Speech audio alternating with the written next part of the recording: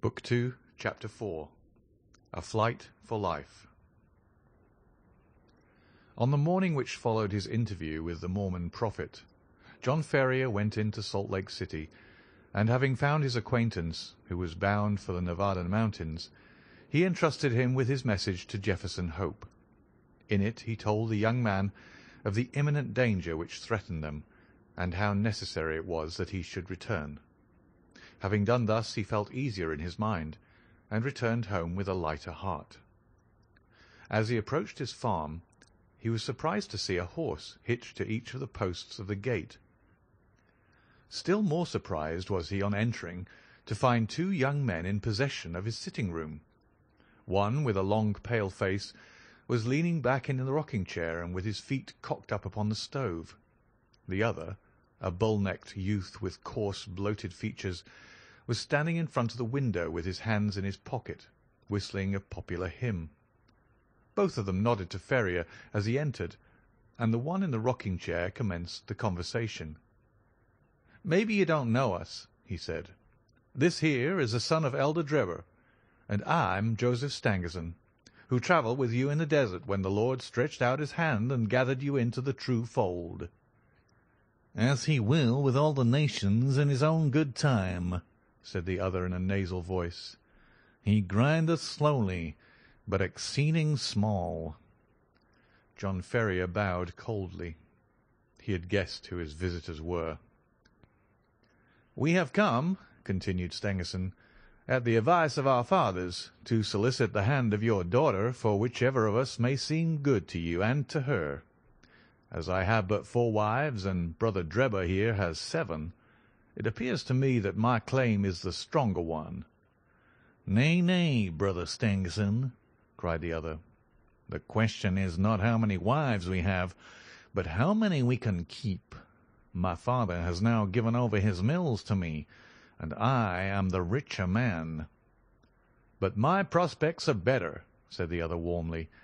"When the Lord removes my father, I shall have his tanning yard and his leather factory. Then I am your elder, and am higher in the church."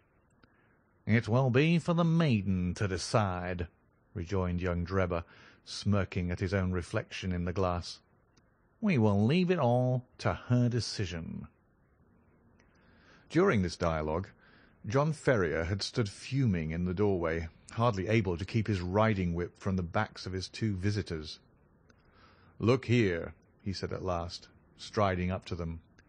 "When my daughter summons you, you can come, but until then I don't want to see your faces again." The 2 young Mormons stared at him in amazement. In their eyes this competition between them for the maiden's hand was the highest of honours both to her and her father. "There are 2 ways out of the room," cried Ferrier. "There's the door, and there's the window. Which do you care to use?" His brown face looked so savage, and his gaunt hands so threatening, that his visitors sprang to their feet and beat a hurried retreat. The old farmer followed them to the door. "Let me know when you have settled which it is to be," he said sardonically. "You shall smart for this," Stangerson cried, white with rage. "You have defied the prophet and the council of 4. You shall rue it to the end of your days." "The hand of the Lord shall be heavy upon you," cried young Drebber. "He will arise and smite you." "Then I'll start the smiting," exclaimed Ferrier furiously, and would have rushed upstairs for his gun had not Lucy seized him by the arm and restrained him.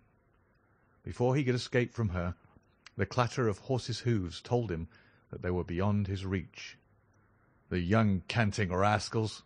he exclaimed, wiping the perspiration from his forehead. "I would sooner see you in your grave, my girl, than the wife of either of them." "And so should I, father," she answered with spirit. "But Jefferson will soon be here." "Yes, it will not be long before he comes. The sooner the better, for we do not know what their next move may be." It was indeed high time that someone capable of giving advice and help should come to the aid of the sturdy old farmer and his adopted daughter. In the whole history of the settlement there had never been such a case of rank disobedience to the authority of the elders. If minor errors were punished so sternly, What would be the fate of this arch-rebel? Ferrier knew that his wealth and position would be of no avail to him. Others, as well known and as rich as himself, had been spirited away before now, and their goods given over to the church. He was a brave man, but he trembled at the vague, shadowy terrors which hung over him. Any known danger he could face with a firm lip, but this suspense was unnerving. He concealed his fears from his daughter, however, and affected to make light of the whole matter, though she, with the keen eye of love, saw plainly that he was ill at ease. He expected that he would receive some message or remonstrance from Young as to his conduct, and he was not mistaken, though it came in an unlooked-for manner. Upon rising next morning, he found, to his surprise, a small square of paper pinned on to the coverlet of his bed, just over his chest. On it was printed in bold, straggling letters, 29 days are given you for amendment, and then— The dash was more fear-inspiring than any threat could have been. How this warning came into his room puzzled John Ferrier sorely, for his servants slept in an outhouse, and the doors and windows had all been secured. He crumpled the paper up and said nothing to his daughter, but the incident struck a chill into his heart. The 29 days were evidently the balance of the month which Young had promised. What strength or courage could avail against an enemy armed with such mysterious powers? The hand which fastened that pin might have struck him to the heart, and he could never have known who had slain him. Still more shaken was he next morning. They had sat down to their breakfast when Lucy, with a cry of surprise, pointed upwards. In the centre of the ceiling was scrawled with a burned stick, apparently the number 28. To his daughter it was unintelligible, and he did not enlighten her. That night he sat up with his gun and kept watch and ward. He saw and he heard nothing, and yet in the morning a great 27 had been painted upon the outside of his door. Thus day followed day, and as sure as morning came he found that his unseen enemies had kept their register, and had marked up in some conspicuous position how many days were still left to him out of the month of grace. Sometimes the fatal numbers appeared upon the walls, sometimes upon the floors. Occasionally they were on small placards stuck upon the garden gate or the railings. With all his vigilance, John Ferrier could not discover whence these daily warnings proceeded. A horror which was almost superstitious came upon him at the sight of them. He became haggard and restless, and his eyes had the troubled look of some hunted creature. He had but one hope in life now, and that was for the arrival of the young hunter from Nevada. 20 had changed to 15, and 15 to 10, but there was no news of the absentee. One by one the numbers dwindled down, and still there came no sign of him. Whenever a horseman clattered down the road, or a driver shouted at his team, the old farmer hurried to the gate, thinking that help had arrived at last. At last, when he saw 5 give way to 4, and that again to 3, he lost heart and abandoned all hope of escape. Single-handed, and with his limited knowledge of the mountains which surrounded the settlement, he knew that he was powerless. The more frequented roads were strictly watched and guarded, and none could pass along them without an order from the council. Turn which way he would, there appeared to be no avoiding the blow which hung over him. Yet the old man never wavered in his resolution to part with life itself before he consented to what he regarded as his daughter's dishonour. He was sitting alone one evening, pondering deeply over his troubles, and searching vainly for some way out of them. That morning had shown the figure 2 upon the wall of his house, and the next day would be the last of the allotted time. What was to happen then? All manner of vague and terrible fancies filled his imagination. And his daughter, what was to become of her after he was gone? Was there no escape from the invisible network which was drawn all around them? He sank his head upon the table and sobbed at the thought of his own impotence. What was that? In the silence he heard a gentle scratching sound, low but very distinct in the quiet of the night. It came from the door of the house. Ferrier crept into the hall and listened intently. There was a pause for a few moments, and then the low, insidious sound was repeated. Someone was evidently tapping very gently upon one of the panels of the door. Was it some midnight assassin who had come to carry out the murderous orders of the secret tribunal? Or was it some agent who was marking up that the last day of grace had arrived? John Ferrier felt that instant death would be better than the suspense which shook his nerves and chilled his heart. Springing forward, he drew the bolt and threw the door open. Outside all was calm and quiet. The night was fine, and the stars were twinkling brightly overhead. The little front garden lay before the farmer's eyes, bounded by the fence and gate. But neither there nor on the road was any human being to be seen. With a sigh of relief, Ferrier looked to right and to left, until happening to glance straight down at his own feet, he saw to his astonishment a man lying flat upon his face upon the ground with arms and legs all asprawl. So unnerved was he at the sight that he leaned up against the wall with his hand to his throat to stifle his inclination to call out. His first thought was that the prostrate figure was that of some wounded or dying man. But as he watched it, he saw it writhe along the ground and into the hall with the rapidity and noiselessness of a serpent. Once within the house, the man sprang to his feet, closed the door, and revealed to the astonished farmer the fierce face and resolute expression of Jefferson Hope. "Good God!" gasped John Ferrier. "How you scared me! Whatever made you come in like that?" "Give me food," the other said hoarsely.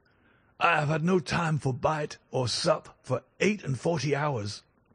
He flung himself upon the cold meat and bread which were still lying upon the table from his host's supper, and devoured it voraciously. "Does Lucy bear up well?" he asked, when he had satisfied his hunger. "Yes, she does not know the danger," her father answered. "That is well. The house is watched on every side. That is why I crawled my way up to it. They may be darned sharp, but they're not quite sharp enough to watch a wazoo hunter." John Ferrier felt a different man now that he realized that he had a devoted ally. He seized the young man's leathery hand and wrung it cordially. "You're a man to be proud of," he said. "There are not many who would come to share our danger and our troubles." "You've hit it there, pard," the young hunter answered. "I have a respect for you, but if you were alone in this business, I'd think twice before I put my head into such a hornet's nest. It's Lucy that brings me here, and before harm comes on her, I guess there will be one less of the Hope family in Utah." "What are we to do?" "Tomorrow is your last day, and unless you act tonight, you're lost. I have a mule and 2 horses waiting in the Eagle Ravine. How much money have you?" $2,000 in gold and 5 in notes." "That will do. I have as much more to add to it. We must push for Carson City through the mountains. You had best wake Lucy. It is as well that the servants do not sleep in the house." While Ferrier was absent, preparing his daughter for the approaching journey, Jefferson Hope packed all the eatables that he could find into a small parcel and filled a stoneware jar with water, for he knew by experience that the mountain wells were few and far between. He had hardly completed his arrangements before the farmer returned with his daughter all dressed and ready for a start. The greeting between the lovers was warm but brief, for minutes were precious, and there was much to be done.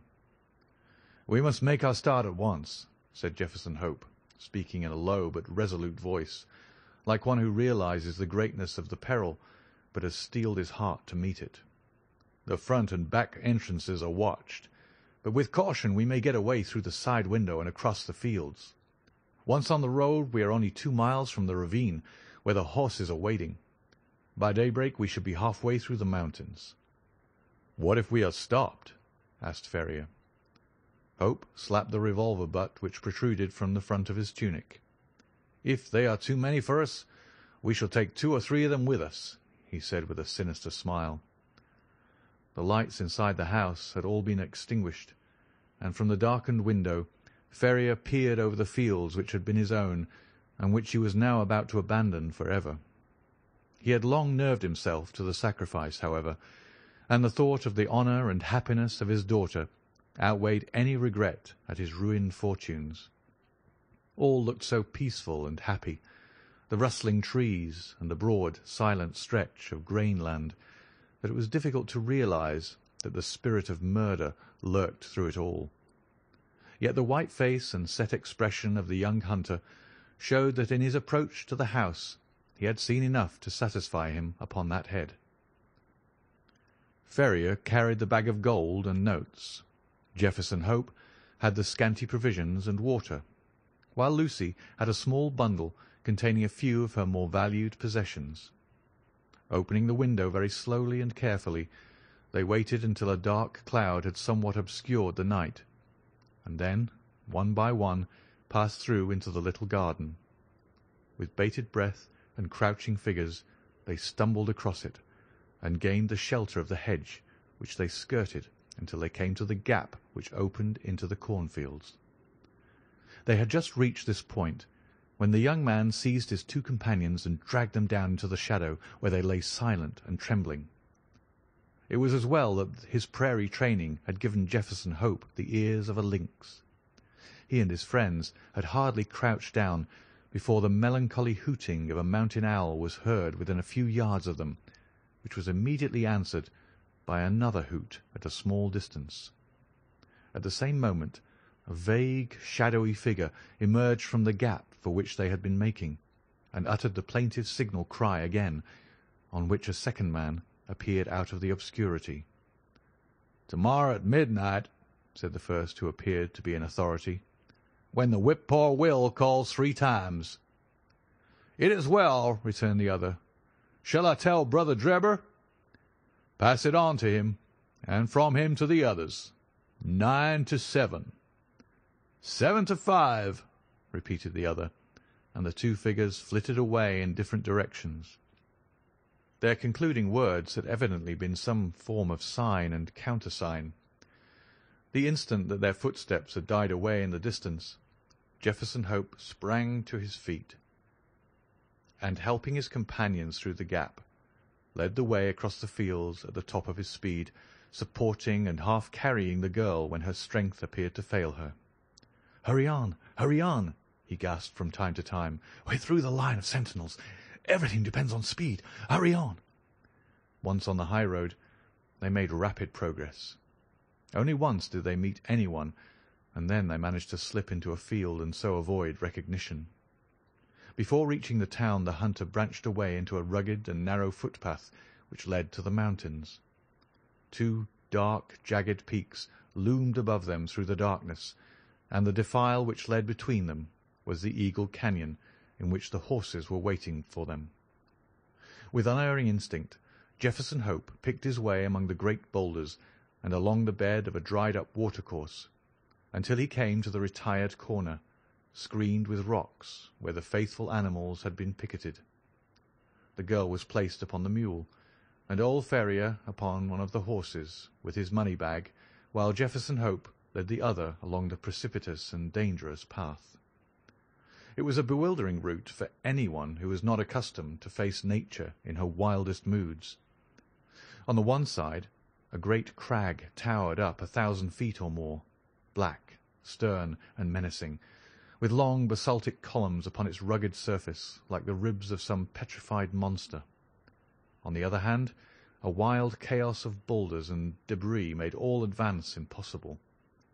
Between the two ran the irregular track, so narrow in places that they had to travel in Indian file, and so rough that only practised riders could have traversed it at all. Yet in spite of all dangers and difficulties, the hearts of the fugitives were light within them, for every step increased the distance between them and the terrible despotism from which they were flying. They soon had a proof, however, that they were still within the jurisdiction of the saints.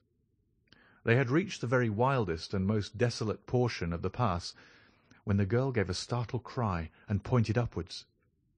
On a rock which overlooked the track, showing out dark and plain against the sky, there stood a solitary sentinel. He saw them as soon as they perceived him, and his military challenge of "Who goes there?" rang through the silent ravine. "Travellers for Nevada," said Jefferson Hope, with his hand upon the rifle which hung by his saddle. They could see the lonely watcher fingering his gun, and peering down at them as if dissatisfied at their reply. "By whose permission?" he asked. "The Holy Four," answered Ferrier. His Mormon experiences had taught him that that was the highest authority to which he could refer. "9 from 7, cried the sentinel. 7 from 5, returned Jefferson Hope promptly, remembering the countersign which he had heard in the garden. "Pass, and the Lord go with you," said the voice from above. Beyond his post, the path broadened out, and the horses were able to break into a trot. Looking back, they could see the solitary watcher leaning upon his gun, and knew that they had passed the outlying post of the chosen people, and that freedom lay before them. End of Book 2, Chapter 4.